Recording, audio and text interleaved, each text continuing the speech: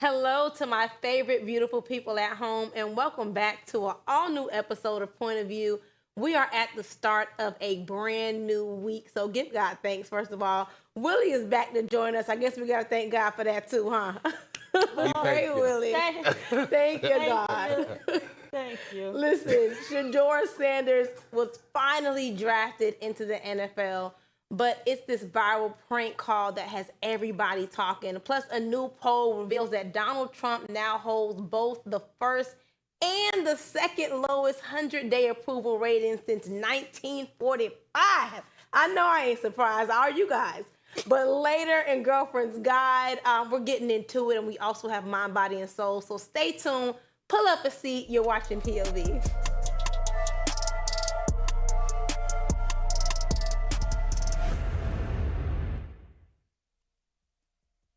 Call of a lifetime, only to find out that it was all a prank. During the NFL draft, Shedeur Sanders thought that he was being picked by the New Orleans Saints when he got a call from someone claiming to be the GM Mickey Loomis. Turns out it was Jax Ulbrich, the 21-year-old son of Falcons defensive coordinator Jeff Ulbrich, I think I'm saying that name right, who secretly wrote down Sanders' number from his dad's iPad and pulled a prank, all caught on a viral video. Let's take a look at this clip. This is Mickey Loomis here, GM of the Saints. How you doing? Good, how are you, man? Good, been waiting on you. Yeah, we have. It's been a long wait, man. No, for sure. We're going to take you with our next pick right here, man. Yeah. Yes, sir, let's be legendary. But you're going to have to wait a little bit longer, man. Okay. Sorry about that. Ready to go. What does that mean? What? What did he say? I don't know. How you gonna ask us what it means and you was on the phone? You heard that? You said you're gonna have to wait a little bit longer. Okay. Sorry about that.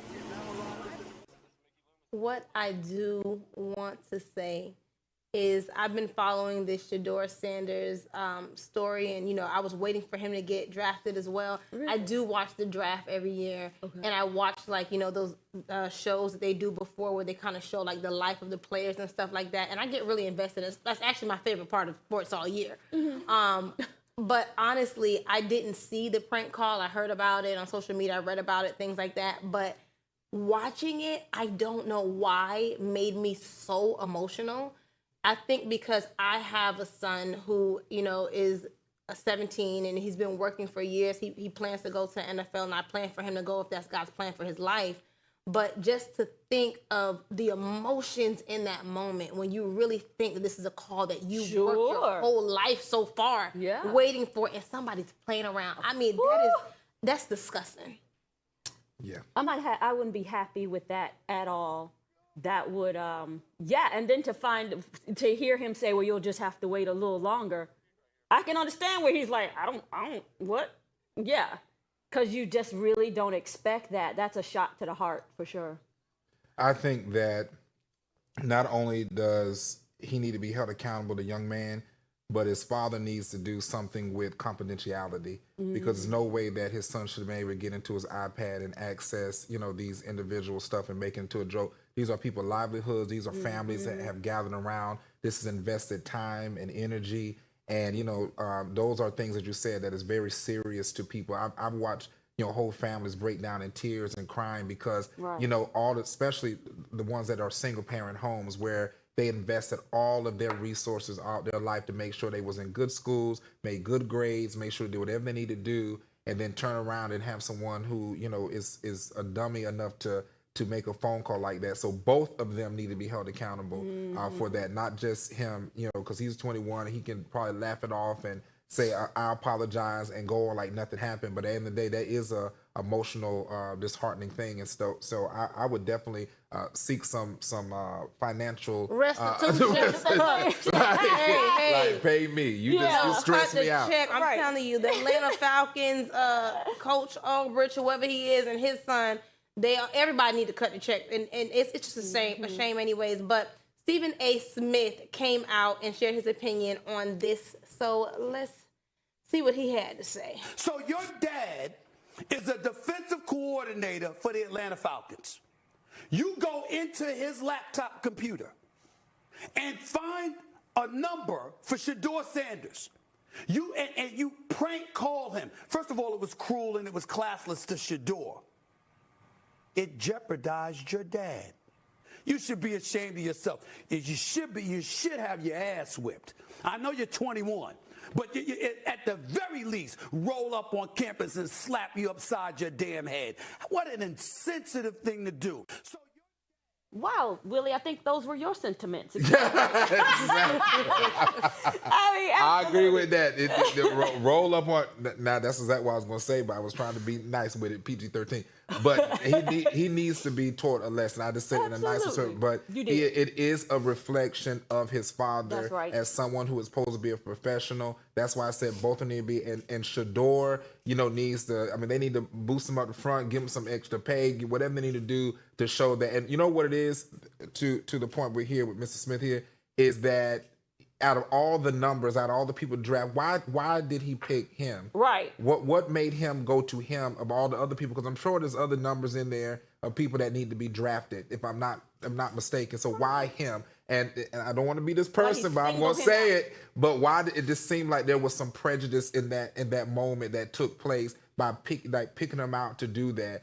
Is there jealousy? Is it I'm not the one that's chosen? Is it whatever? So I feel like is it because he's Deion Sanders' son? Right. What is or is it even a little further than that? Oh. Could it be because there is something going on in the NFL that there's a whole ploy to have him drafted in the 5th round? Maybe this is some form of buck breaking or something. Right. That the son could have been privy to a conversation, and so that's how he could have picked Shedeur out, on top of everything that's going on, and there's a big fuss around him not having getting drafted yet. So we don't know what's going on in this situation. I'm sure it's gonna unravel, as time progresses either way. But Shedeur is very graceful, and very proud as well. So I'm interested to see what's gonna take place in the day. But you're gonna have to cut that check if it was me. Honey. Well, congratulations, Shedeur, for finally being picked. Shedeur. Yeah. Go and show them why they should have picked you first. But in other news, things are not looking that good for Donald Trump.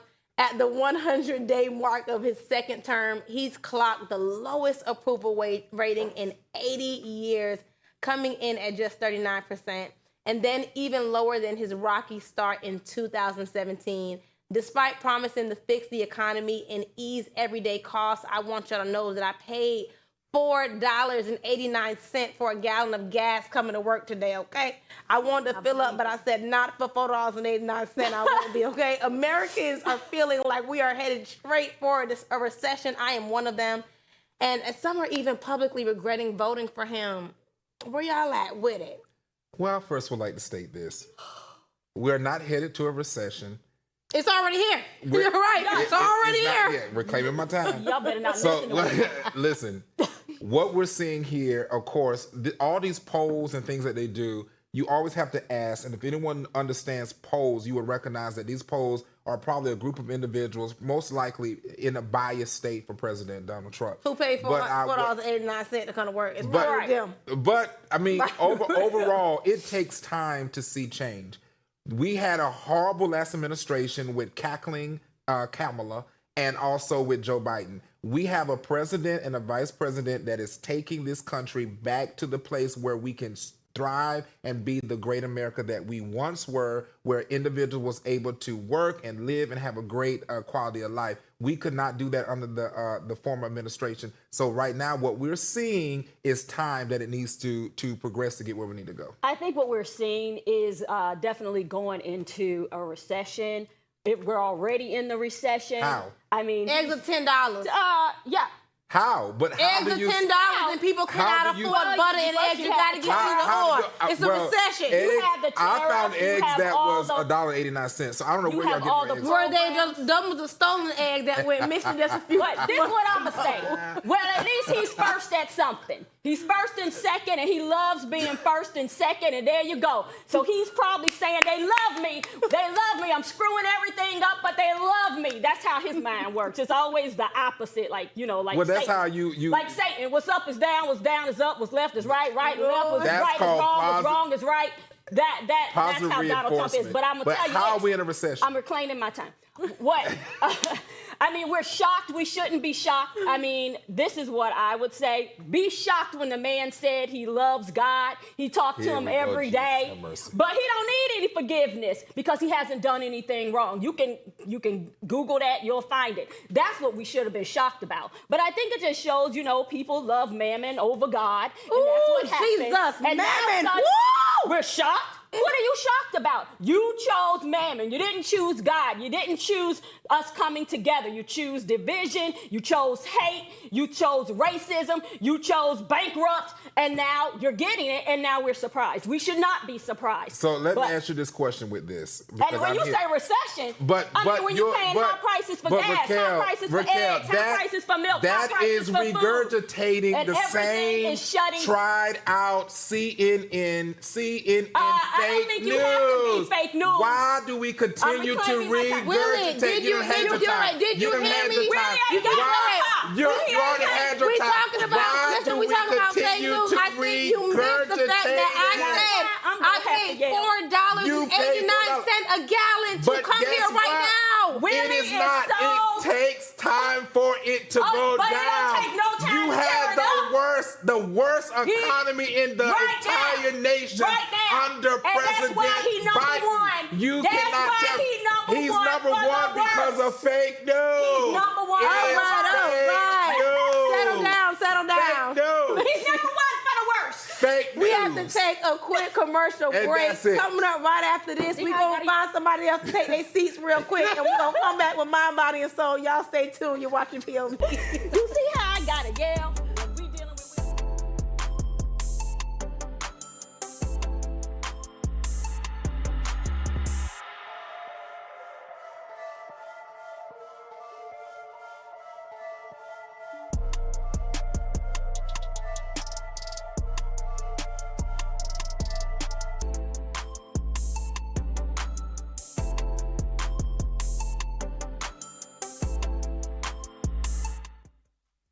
Hello and welcome to our social media family. So look, we have this question. What is a lost art to you? What is a lost art to you? Okay. I'm going to say first, being able to speak without Willie talking over me. That's the first one. Go ahead. What?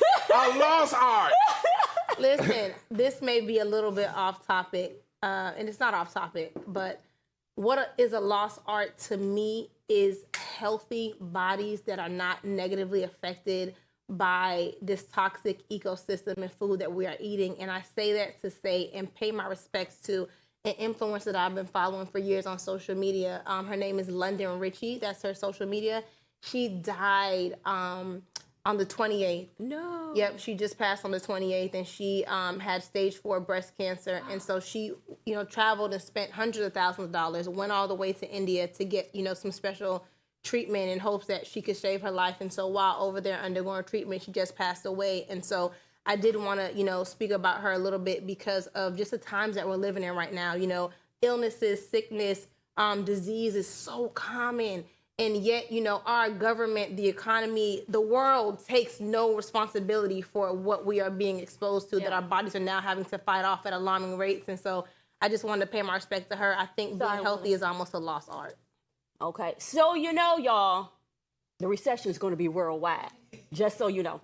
Anyway, don't look at me, Willie. We're going back, and we're going back to POV, right? That's where we're going. Point of view.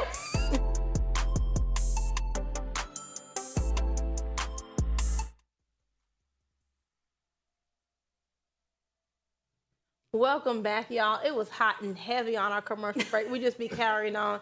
If you missed it, check us out on YouTube or wherever else, because y'all, that was a good commercial. Our commercials are always good, but this is the part of the show where we talk about all things love, life, relationships, and everything in between.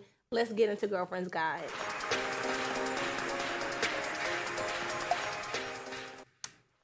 We came across a powerful video featuring a man named Jason Wilson, who opens up about how pressure and shame from his own family pushed him to lose his virginity just to prove his manhood. It shed lights on how deeply toxic masculinity still influences how manhood is measured Let's take a look at this clip. Why does a man feel like he has to sleep with a lot of women to feel like a man? It's promoted. I mean, I remember when I lost my virginity, it made me angry.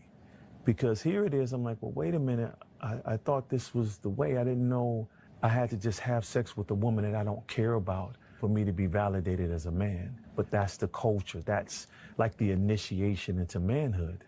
Why does a man feel like he has to sleep with a lot of women? This saddens me to hear this about our culture. It probably is, you know, all the cultures, but specifically ours. I don't know. I just feel like we're so much better than that to just be in that mind frame. I feel like it's like not having value for yourself, that you could just go around and you're being taught not to have value for yourself, not to have value for what you're carrying. I mean, as a man, you're carrying life. I mean, it swims to the egg and boof, gives it life. And you're carrying something so special. And just to not even know that, not to feel that way about yourself, not to feel like you're worth something, but you're worth more, you know, to just spread your seed around, sleep with this one, sleep with that one. I mean, you're so much better than that. And I hate to see that happening in our community. I think that we have to really get back to promoting purity within our culture, because that has been lost, and it starts at home. Yeah. You know, he's an older gentleman, but if you look at this generation, it's almost like a contest of who can, you know, who can have the most girls first, who can, you know, how many bodies, as they say, how many bodies you done got. And I think we have to get back to promoting that it's okay to be a virgin, it's okay to wait, it's okay to know that when that person comes for you, it is for you, and not feel like you're in a contest to have to go out there and prove nothing to anybody. You know, you are who God has created you to be, and wait. And we can tell I'll tell y'all the biblical reason why we need to wait in another time. But why is this like this is an honor to manhood? Like this means you're a man. I don't get it. And you said the bodies, racking up bodies. I mean, you sound like you ran through, ran over, ran around. I mean, honestly, who wants a man like that? Who? Nobody wants, no woman, I don't think, wants a man, like we said before in another show, ran through, ran around, ran. We just don't want that. Can we have somebody who's clean, who said, I want to wait. I want to share this special time with the person that I'm meant to be with. Well, that's culture. You got Cardi B and all them flopping and whopping all over the floor and all their vaginas all over the place. And so when you see that, you have the example that our young boys have is that they're out there with, you know, wops. Wait, and but so, why are you calling out the women though? No. You listen, low key. I don't want to talk about the women. No, we never do. But we always talk about the men. And I'm not gonna lie, okay? I'm not gonna lie. I hear what you're saying, and I get it, and I'm not always trying to overly agree with Willie at all. But even in, you know, when you said about not wanting a man that's been around, I'm sure the men don't want women that have been around the block. No, either. they don't. Right. And so, you know, speaking to what Willie said, it is about the culture. It's the time. Yeah. And so I was even thinking the other day about, you know, what Willie said about getting back to purity. And I remember like growing up in, you know, middle school, high school. Do you remember those rings that they used to have that have like the two hands and the heart? And that was like, you know, the symbol of purity that even a lot of churches, even though they didn't sell it, they were promoting for like the teens to get, to just be a reminder of what you need to hold on to, almost like a chastity ring or something. Yeah. And so I got this permanent Julie bracelet or whatever, and I didn't think about it before, but it's got a little cross on it. And so the other day I was thinking about maybe doing an event with my community, you know, where we allow the women or whoever comes, teen girls, to get, you know, a permanent bracelet like this that maybe has like some type of symbol of purity. Because even for me now, being grown, checking it and having it on my wrist every day, it just renews every day the vow that I made with Christ, and reminds me, hey, tighten up. You know what I'm saying? Even some days when I'm out of line, the bracelet's starting to get tight. Well, I think also too, like we're not really taught Jesus. We're not really taught God. We're just kind of given like an overview, and we're not really in that space to have relationship with him. And I think if more young people or even our age are taught more to have that relationship with him, to know who he truly is, not who the world has made him up to be, but who he truly is, and follow that, I think we would feel more connected in a way that when we look at it, or what would Jesus do, or those kinds of things, it will mean more to us. Yeah, I agree. We just got to get back to it. It's simple as that. But again, as I said, that is equally that we have to have purity You're right. across the board. So I'm not trying to hound women. I love women, but I can tell you I work with men, and because I work with men, my standards for men and women are different in this regard. Sure. It's to train them up to respect and honor women, but it's for women to know that when I speak to men, young and older, that their feedback is this is what they're going through. And so I want women to know that there are good men that are on the seeking path, but they don't want to feel like, that they're always hounded, that they're not who they are, because they will become what we continue to tell them if we don't put life in them. Point. So that's what I'm trying to get. Well, that's a good point. I mean, I just don't like when we talk about the women, because I don't want to say like the women are responsible, because, the man is supposed to be the head, but if no one's teaching him to be the head, how's he supposed to be it? But my issue is when we talk about the women, yes, I can't say they're not doing those things. And, I don't want to say it, but they are. No, for real. It's the truth, Markel. I get it. And I think sometimes when we live in this, world that we've created, we forget that there are people going rogue on the other side, Yeah. And so that's the time that we're living in. Hopefully, they come home to the Lord, but not literally, exactly, but spiritually. In relationship. Right. But it's time for our final segment. Let's move on to Mind, Body, and Soul.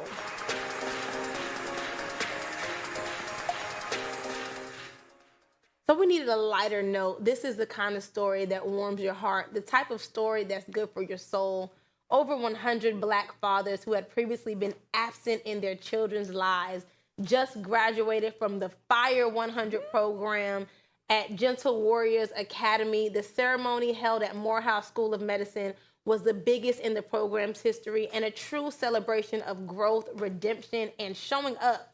These men committed to turning their lives around, stepping into fatherhood with purpose, love, and accountability, and we just love to see it. So we're sending some love and congratulations to them. Woo! Yes, Black fathers! Yes, let's talk a little bit about it. As I said, there you go. You said it. Thank you. This is the example that that's 100, and you look at it and you do, every person is attached to at least 10 to 12 people. So you're looking at 100 Black men that are at least attached to 10 or 12 other Black men. Ooh. And so what we're doing is we're impacting, we're talking about generational wealth, we're talking about legacies, and we have to promote this. It's all about the mindset, because there's so much happening in today's society where, just what we just saw with, I forgot his name that quick, but with the prank. So we got all that, you got stuff like that, like Black men are trying to come up. But it's so many pressures in today's world where it seems like, are we ever going to make it up? And so to see this, that's the beginning. And we have to continue to spread. It doesn't matter who's in office, who's not in office, where you live. Right. At the end of the day, we have to support our community. Yes. Because there was a time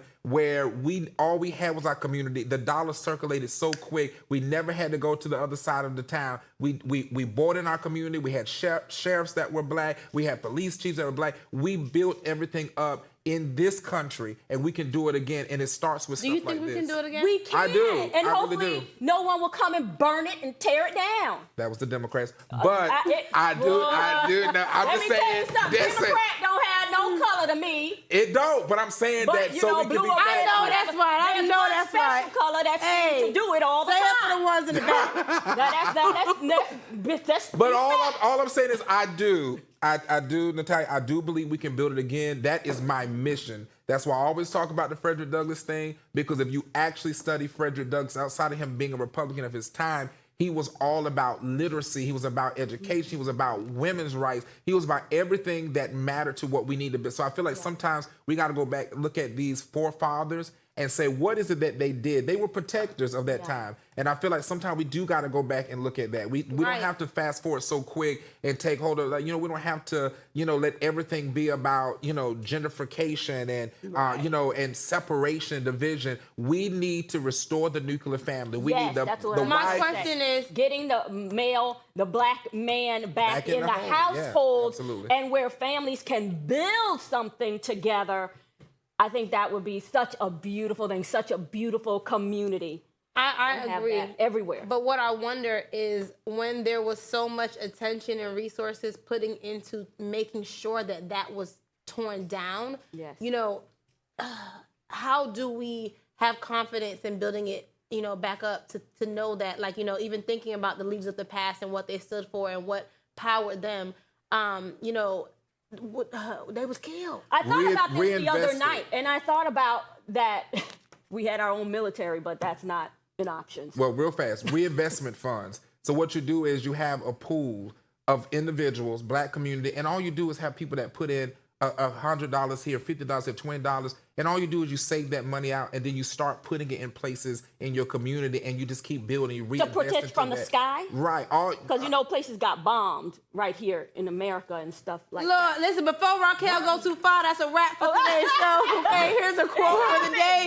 Woo! From Chadwick Boseman. You can be the lead in your own life. So thank you guys for spending tonight with us. We'll see you next time on AfroTV. Point of View. Good night.